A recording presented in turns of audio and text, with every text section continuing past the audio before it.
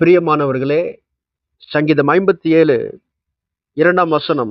எனக்காக யாவையும் செய்து முடிக்கப் போகிற தேவனாகிய உன்னதமான தேவனை நோக்கி கூப்பிடுவேன். தாவீதுக்கு ஒரு அசையாத நம்பிக்கை இருந்தது. என் வாழ்க்கையில எத்தனை விதமான போராட்டங்கள் வந்தாலும், சத்துருக்கள் எழும்பினாலும், என்ன சூழ்நிலைகள் வந்தாலும், எனக்காக எதையும் யாவையும் செய்து என்னை வாழ வைக்கிற ஒருவர் இருக்கிறார். அவரை நோக்கி நான் கூப்பிடுவேன். அவர் பரலோகத்திலிருந்து எனக்கு ஒத்தாசை அனுப்புவார்.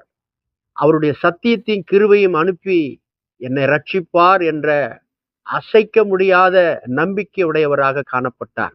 எல்லாவற்றிற்கும் எப்பொழுதும் தேவனை நோக்கி கூப்பிடுகிற ஒரு நல்ல பழக்கமுடையவராக இருந்தபடினால், அவர் வாழ்க்கையில தேவனுடைய மகிமையான காரியங்களை கண்டார், ஆசீர்வதிக்கப்பட்டார். தேவ பிள்ளைகளே, இந்த சத்தியம் கிருபை என்று சொல்லும் பொழுது அது இயேசுவையே குறிக்கிறது. இன்றைக்கு அவர் உங்களுக்குள்ள தங்கியிருக்கிறார். அவர் உங்களுக்காக யாவையும் செய்து முடித்து விட்டார். அவர் உங்களுக்குள்ள தங்கியிருக்கிறபடினால் உங்கள் வாழ்க்கையில எல்லா நாட்களிலும் உங்களோடு கூட இருந்து உங்களுக்கு உதவி செய்ய போகிறார். எதிர்காலத்தை குறித்து நீங்கள் ஒரு நாளும் பயப்பட வேண்டிய, கவலைப்பட வேண்டிய அவசியம் இல்லை. இந்த பிரச்சனைக்கு என்ன செய்ய போகிறேன், என் பிள்ளைகள் சூழல் எப்படி இருக்கிறது, எதிர்ப்புகள் இருக்கிறது, என்னுடைய வாழ்க்கை எப்படி இருக்கும், நாளை தினம் எப்படி இருக்கும், வருகிற வருஷத்துல இந்த வேலைகளை செய்து முடிக்க வேண்டுமே என்றெல்லாம் நீங்கள் நினைத்து நினைத்து பயப்படுகிறீர்கள், புலம்புகிறீர்கள்.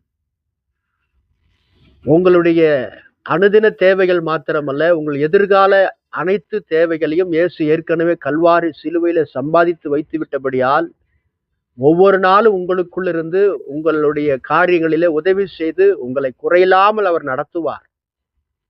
ஆகவே விசுவாசத்தோடு, இயேசுவே நீர் எனக்குள் இருக்கிறீர், எல்லா காலகட்டத்திலும் என்னையும் என் குடும்பத்தையும் அற்புதமாய் நடத்தப் போகிறீர் என்று நீங்கள் விசுவாசத்தோடு சொல்லுங்கள். சோர்ந்து விடாதிருங்கள். ஏற்கனவே உங்களுக்கு ஆயத்தப்படுத்தி இருக்கிற ஆசீர்வாதங்கள் உங்களுக்கு தான் சொந்தம். அது உங்களுக்கே வந்து சேரும். அந்த ஆசீர்வாதத்தை யாரும் பறிக்க முடியாது.